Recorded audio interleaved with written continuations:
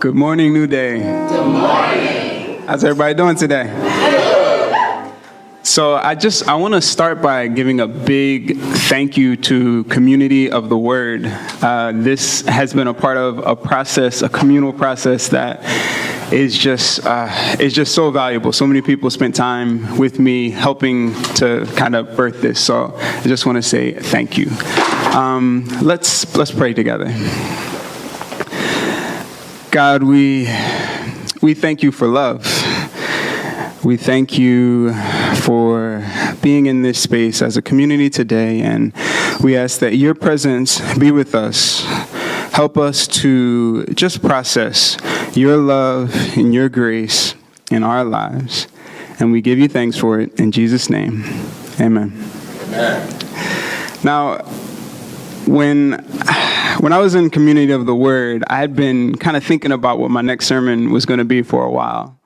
And Doug texted me a couple weeks ago and asked me if I could do the message on the 14th. And he said, it's kind of short notice. And I had been wanting to preach about love that whole time. So when he said it was on the 14th, I said, yeah, I think I can manage. So what we're gonna look at is being loved, and we're gonna look at three things related to being loved. One is becoming whole.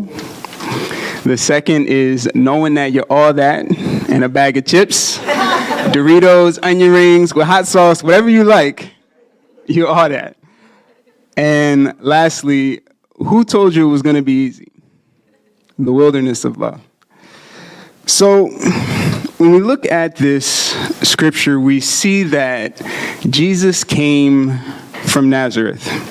I find it interesting that if you read the rest of the chapter, there's no mention of Jesus' life before this moment in this passage. And Jesus is about 30 years old when this all takes place. And even in the other Gospels, there's very little mention of what Jesus was doing from 0 to 30.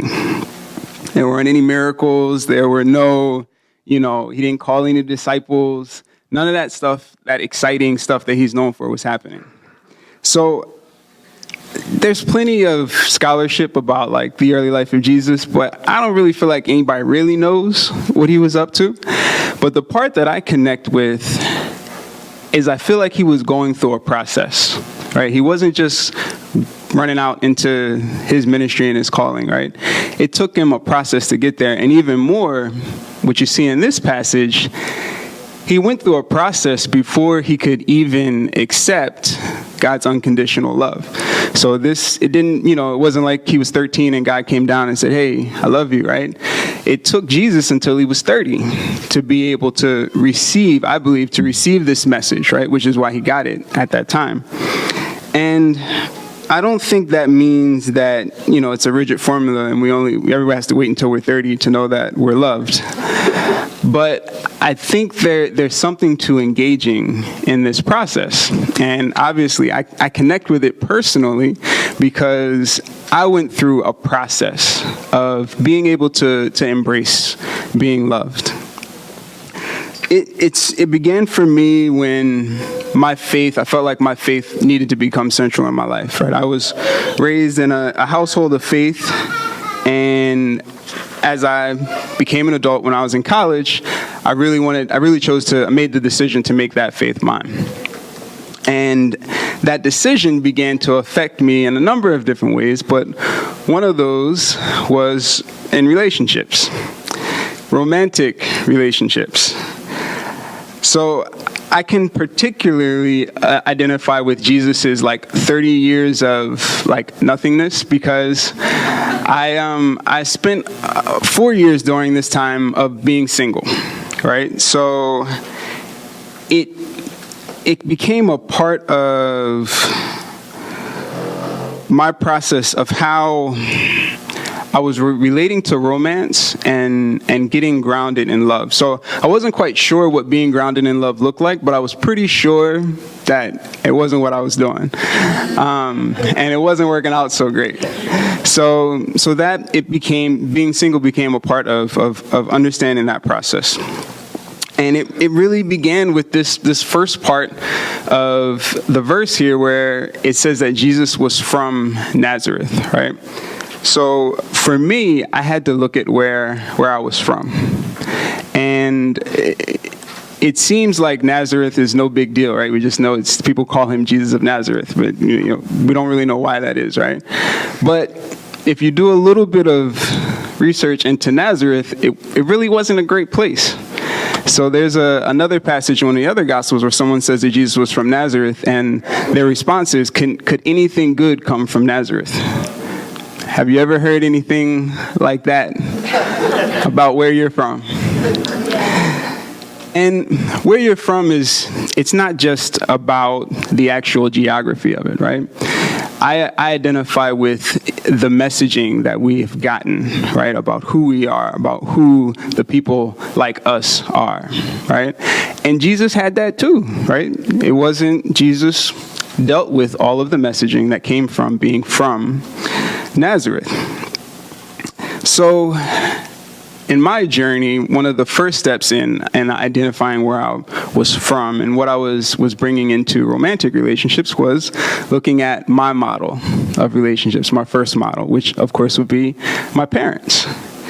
Now, my parents, I was fortunate in that my parents, they both loved me, and I always knew that. Now, how they felt about each other was another story.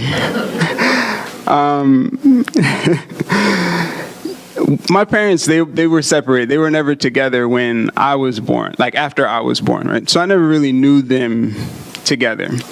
And I think that was okay for me. But the hard part, because that was just what I knew, right? It was my dad's house, my mom's house. But the hard part for me was their relationship was a little tumultuous. There were years that my parents didn't, when they went to drop us off, they didn't go to each other's houses. We met at the local police station, right? So if that gives you an idea of some of what the relationship was like, right? And it was really confusing for me as a kid because, like I said, I loved my parents and I knew each one of them loved me, right? But they hated each other. And that was really confusing. I mean, I still love my parents, right? They still not too thrilled about each other, right? It's like, but as a kid, it was hard for me to process that. And not for me to process like wanting my parents to be together. I don't really remember being like, man, I want my parents to get back together, like I was cool with them being apart because that was what I knew, but I couldn't understand why they just couldn't get along, right? And they're both like really fun people. They're some of my favorite people. Like if you're having a bad day, you should hang out with one of my parents, right? Not together, just one of them. And seriously, you'll have a great time. And so that example of love, that confusion for me, what I think it really did was it made me unaware, unsure about partnership. I didn't understand what partnership looked like in relationships. And so it was very easy for me to just kind of think about myself. And I didn't understand all of this when I was growing up and what was going on the inside of me. But when I entered into this period of singleness, I began to process what my model of relationships was like. And outside of like the way I was behaving in romantic relationships, I just began to process the way that I was relating to my parents, right? And I began to understand a lot more of what they were going through at that time. Like I said, my parents are great people. I'm older now than both of my parents were when I was born. And I have 3 older siblings. So when I try to put myself in their shoes, I get it. Like it wasn't perfect for sure, but I understand how difficult it must have been if I was their age, trying to raise kids, trying to figure it out. And I look at the models that they had, right? They were doing the best that they could with what they had. And for me, a part of my process of understanding what I was carrying into relationships based on the model that I had was being able to accept the model that I had, right? And accept my parents for who they were and who they are, and be able to be okay with that and embrace the love that they have for me and the love that I have for them. But it took time. And for me, it was an integral part of me being able to identify what I would be bringing into my next relationship. So another part of my process, or my dealing with where I was from, the messaging that I got, was reflecting on the messages that I got as a masculine performing man in a patriarchal society. So when I was young, I was athletic, right? I excelled at sports, and I was encouraged to do so, right? Which wasn't in and of itself bad, right? But the subtle encouragement was that was all that I was good for. And, my mom, she fought this like tooth and nail. She was like determined, not to let me fall into this trap. But there were many times when she had to come up to my schools and tell the teachers that they weren't going to treat me like I was just some kid who was only good at sports, especially being an African-American male, right? I know I look Puerto Rican, but I identify as African-American, in case you were wondering. But African-American men in our society, right, it's very easy for the model, for me, for a lot of the models that I saw of people that I related to who were from where I was from, right, the successful ones were ball players, right? Allen Iverson, Mike Vick, those were the guys that I looked up to, right, that I could identify with. And so, slowly but surely, my identity became steeped in this sports culture, this athletic, right? What you could just call this male jock identity, right? And it was difficult for me, and I brought that into relationships. I remember when I was in college, this is just an example of how these types of things can get ingrained in us, even when we're older, right? When I was in college, I went to have a conversation with my football coach to tell him that I was thinking about leaving the team. My mind wasn't fully made up, but I was thinking about there were some things going on at home, and I just wasn't sure if I could continue keeping football as a priority. And so when I walked into his office and shared that with him, he immediately was like, "You're gonna quit football?" And I was like, "I'm thinking about it." Didn't ask me for an explanation or anything. And he was like, "You're a loser." And he was like, "You would have never been at this school in a million years if it wasn't for football. You're a loser. You're never gonna amount to anything. Get out of my office." So if my mind wasn't made up before I walked in, it was made up then, right?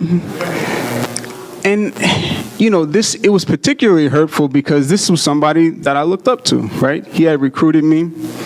He told my mom, he'll be okay. I look out for him, right?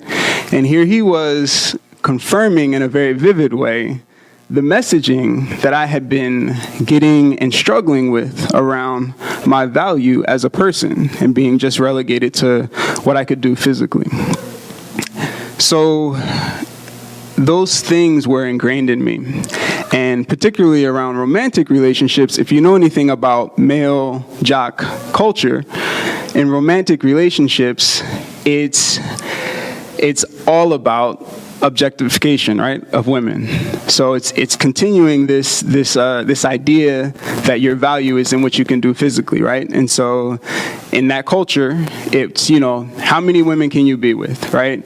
And that's your badge of honor, right? It's this idea of trying to go and conquer and dominate or whatever, right? And that was ingrained in me, along with the other stuff. Now, fortunately, I hadn't completely subscribed to it, right? Just because I had somebody that taught me differently, right? And just like my mom wouldn't let me completely subscribe to the way that my teachers were treating me in school, right? I hadn't completely subscribed to this either. And fortunately, I got out, I think, before it could have gotten worse, right? But it was a part of who I was and how I was relating to people in romantic relationships. And so when I entered into this period of singleness, I intentionally was not in intimate, romantic, or physical relationships for that time, right? So like I wasn't dating, like it wasn't even like nothing, right?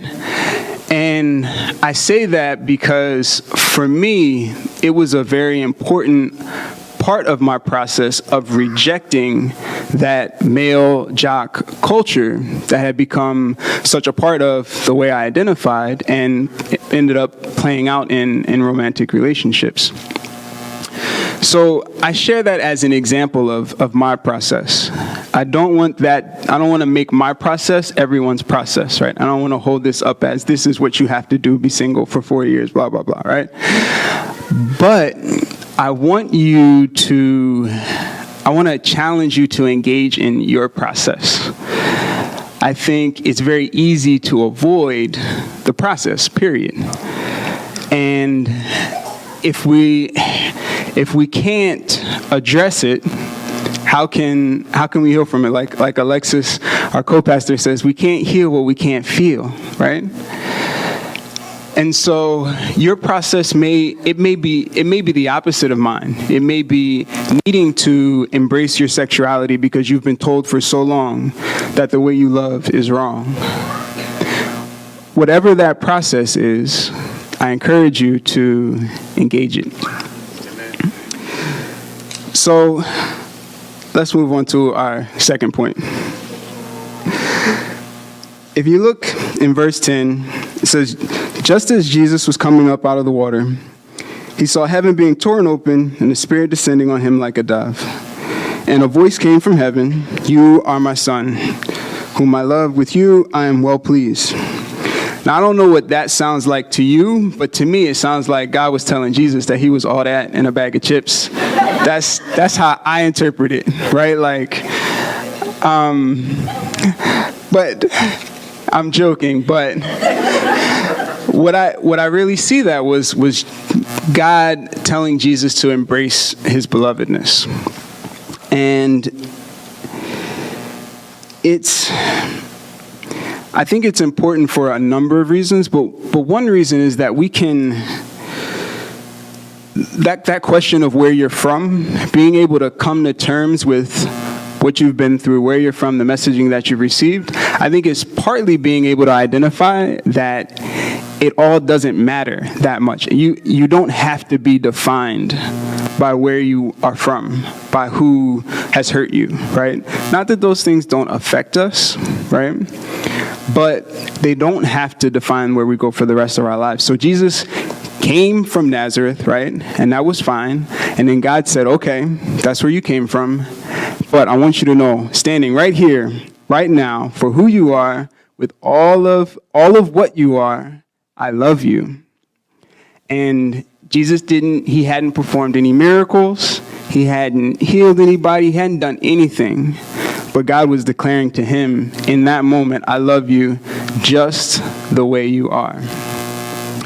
Now, I think this is, again, a process.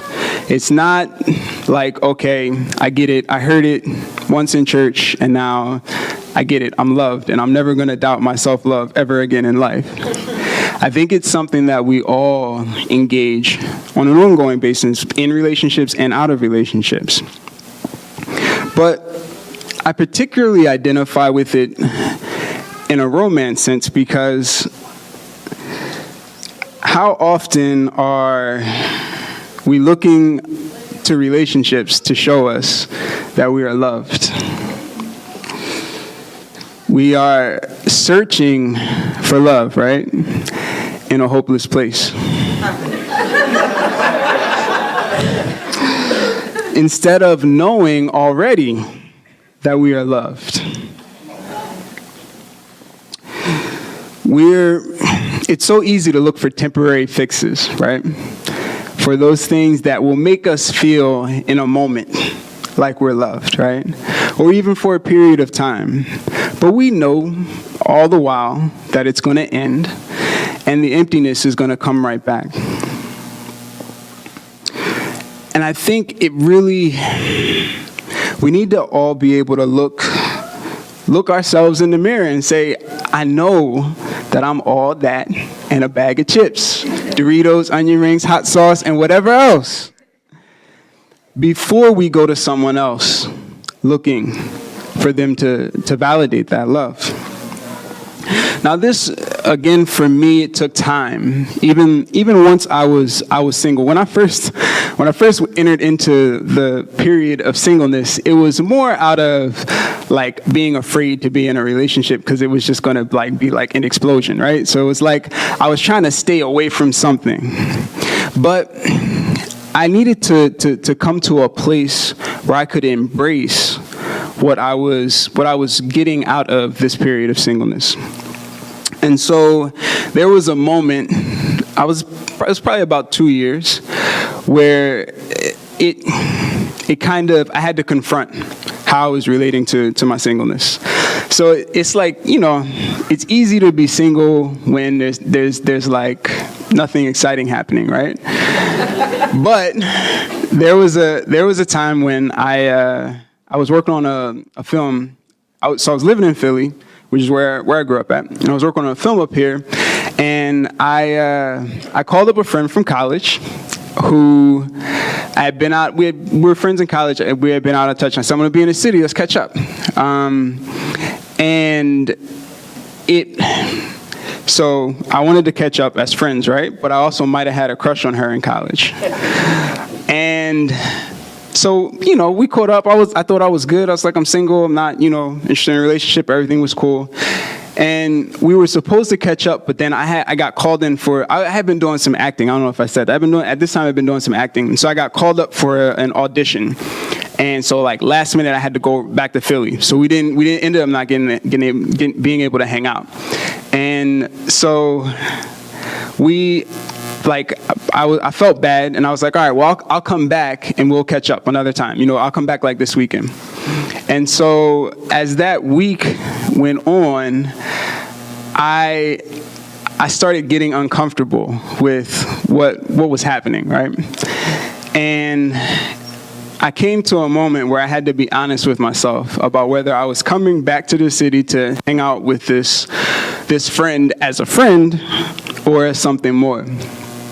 And when I was honest with myself, it wasn't just as a friend, right?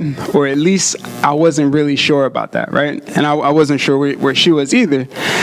And when it became clear to me that this had the potential to head in the direction of a relationship, I knew that I wasn't ready. And so what did I do?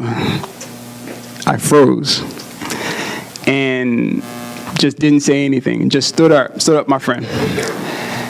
And that wasn't, I regret that. That wasn't a good way to handle the situation. But it was an honest way for me to acknowledge where I was, right? And I spoke to my friend about it after the fact, and it was cool. And she was going through her process. It wasn't even a thing. And we're still cool today, right? But that was a turning point for me because I had to get real with myself about where I was. And once I did, I was able to embrace that because it was real for me, right? It was just like, this is where I am. So I can be like upset about it or nervous about it or lean into it. And after that, it was about 2 years, it was about midway point, I began to just be able to embrace this place of receiving God's love in the place that I was in. And it was really freeing. Not like always easy, right? Like, I think we all have natural desires for love, companionship, right? All of those things. But it became more about instead of being about not being in a relationship, it became about getting in touch with myself. And being able to embrace that allowed me to move forward. So once I embraced this whole singleness idea, right, it seemed like everything was going to be cool after that. Like, it'd be smooth sailing. And it's not. So I'm going to move to my last point. Who told you it was going to be easy? The wilderness of love. So I think it's really interesting that after Jesus has his love moment, that he moves right into the wilderness, right? God's like, I love you. Okay, wilderness moment. Why wouldn't Jesus just be able to go right from that love moment and, do things, be good at what he's doing, and everything is cool? I don't know all of why. Some people say that, the wilderness was testing whether or not Jesus was able to really stay in love. And that could be true. The opposite could be true as well. Maybe God knew the wilderness was coming, and so Jesus needed to be grounded in love, right, beforehand. Either way, I think we all can identify with this idea of thunder in paradise, right, or trouble in paradise. Because even under perfect circumstances, relationships can be tough. And even if you know all of how much you're loved and all of these kinds of things, it doesn't guarantee smooth sailing in a relationship. So, like I said, I was single for 4 years, and then suddenly, out of the blue, I connected with a woman who ended up becoming my wife, right? But when we connected, we were coming at it from very different places. So she had not been single for 4 years. Actually, when our first time meeting up, she told me that she had broken up with her boyfriend the week before. And I was like, oh, okay. And if you know anything about when someone breaks up with somebody a week ago, they probably haven't really fully broken up yet, right? And so, I was cool, right? I was in my place. I was, able to embrace who I was. So I didn't need her to be like all about me, right? Especially not early on. I wanted to be respectful of her process. And I also wanted her to be respectful of my process. So we instituted what I called boundaries, right? Now, these are not the kind of boundaries that you're supposed to cross. So to give you an idea of boundaries, I told Lisa that early on, I told her that the next woman I kissed, I wanted to be the woman that I married. Boundaries. It's kind of, it sounds kind of extreme, right? Those are the boundaries. But I was serious though. I think for two reasons. I think for more than two reasons, but two main reasons. One was that I wanted it to be respectful of my process. I had just spent 4 years being single. I wasn't just going to throw that around, right? And looking back on it, I think it was really valuable to be respectful of Lisa's process, right? She was going through kind of the ups and downs of a breakup that you can imagine. And so, one, she needed to be able to do what she needed to do, right? And not be pressured or be responsible to me, right? And my feelings. And also, I needed a little bit of protection, right? Because as she was going through her ups and downs, I didn't need to be going through all of those with her. And so that was the foundation. And so what we called it was friendship, right? We called our relationship a friendship for a while when we first got together. And not like that friendship, like that friend that's going to call you tonight. Not like that. It was a genuine friendship. And so we were really just trying to spend time getting to know each other. Everything was cool for a while. But there were times when, as Lisa was going through her process, she would be a little distant from me.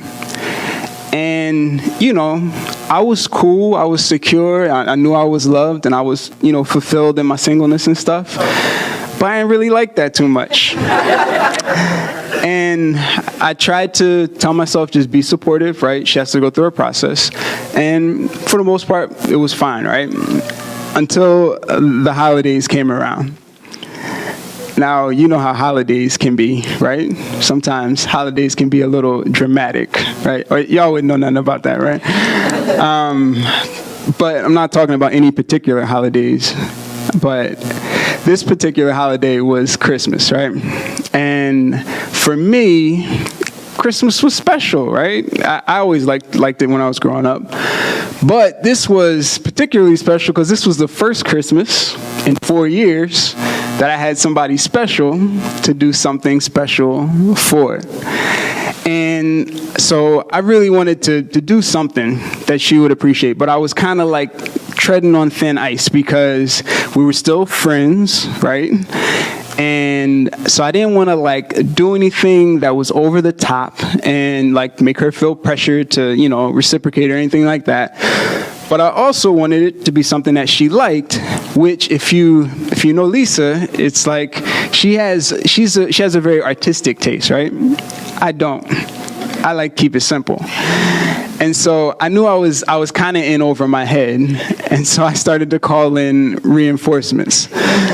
So the first thing I did was I called my sisters, and I tried to describe to them her personality and kinds of things that she liked, and then get some ideas of things that would be good presents for her. And I kind of started to put stuff together. I called my mom and asked her, ran it past her. And I still wasn't really sure, so then I called her friends. And I was like, yo, does she like chocolate? What kind of chocolate should I get her? And they were like, bruh, chill out. If you get her chocolate, she'll be happy to get chocolate. I was like, okay, cool. So finally, I went and I got her this nice notebook because I knew she likes to write poetry. So I got her a nice notebook she could write in.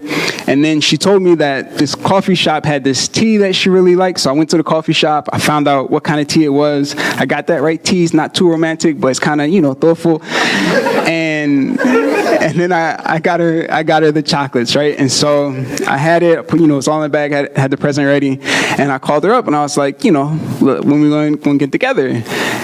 She was busy. I was like, oh, you busy? So then I was like, all right, well, maybe, around Christmas, and we had been seeing each other pretty much every weekend. I would come up from Philly. And so I was like, what about around Christmas? And, it doesn't have to be the day of or Christmas Eve, maybe the day before, the day after. She was still busy. Then she was going out of town. So, okay, all right, cool. So then she was busy, went out of town. I didn't hear anything from her. And, I reached out a couple times, nothing. And so Christmas came and went, and my present was still just sitting there in my room. So I did what any person of faith would do. I went to God and I said, I'm done. I remember standing in my room in prayer, fervent prayer. I said, God, we're just going to be friends for life. That's it. We're not going to be anything more. That's all we're going to do. And that was really my way of saying I'm done. Right? I'm not putting anything, I'm not investing anything more into this, right? Because I'm not getting my way. And just as sure as I'm standing here, God said back to me, "You gonna go out like that?" Now, I don't know how God talks to you, but that's how God talks to me. And as soon as I got it, I didn't hear it audibly. I knew it on the inside, and it hit me like a ton of bricks what God was saying. It was, are you really going to give up on love? You've been in this process, 4 years, learning about what it meant to be loved, what unconditional love looks like. And here you are in a situation where you're not getting your way, so now you're ready to leave it. And it was also in that message from God was, do you think I'm not enough? It was the challenge to take the risk of loving, not knowing that it was going to turn out the way that I wanted it to, and being able to trust the grace that I had experienced over these 4 years, etc., that if it didn't work out the way that I wanted it to, I could still be okay. And so a big part of it was my process. It wasn't even about her, right? It was about my relationship with God. And so, what are you going to say to God when you get that, right? I said, all right. And so in that moment, I committed to the relationship. And again, I didn't commit to being used and abused, right? I still was upholding my standards. Boundaries were still in place. But I committed to seeing the relationship through the process and letting Lisa go through her process and then being okay with whatever she decided. And so it didn't necessarily get easier. She didn't call me the next day and say, "Oh, I heard you were praying. We can skip all that stuff. Let's just be together." She didn't. I didn't hear from her for a while. But then she did call.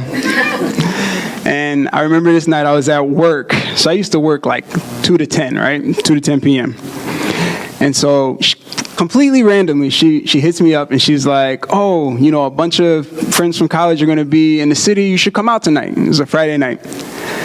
And I was like, you got to be kidding me. So I'm between, where I work at is between Philly and New York. So I was going to have to go 2.5 hours out of my way to go home and change. So here I am driving up to the city, going out with my work shirt on. It's this big red T-shirt. On the back of it says, "Here to help you." And I'm just like, you gotta be kidding me. And so I went and, we had a great time. Everybody hanging out. We went out and got food afterwards. And then I took Lisa home. And I remember when I went to drop her off, she had a little bit to drink, right? I'm not a drinker, so but she had a little bit, and it was cool. But when I got to her door, she looked at me. She said, "Why won't you kiss me?" And I was like, "Oh, I'm in trouble now." She was pushing back on boundaries, right? Hard that day. And the only thing I could think to say to her was because I want to honor you. And she said it, "Why won't you kiss me?" She said it again. And I just said, "Because I want to honor you." And that was it. We left it at that. But that was, for me, it was in that moment that I think I got what I was saying to her as I was saying it. I wanted to honor her for who she was. I wanted to honor the value of a friendship with her, particularly out of my male jock background, right? Where relationships were so much about what you can get, especially physically, right? It was honoring the friendship with Lisa, regardless of whether or not it turned into something romantic, right? That friendship, getting to know her getting to know me, is valuable in and of itself. It was also about being able to be honest with myself about how I felt.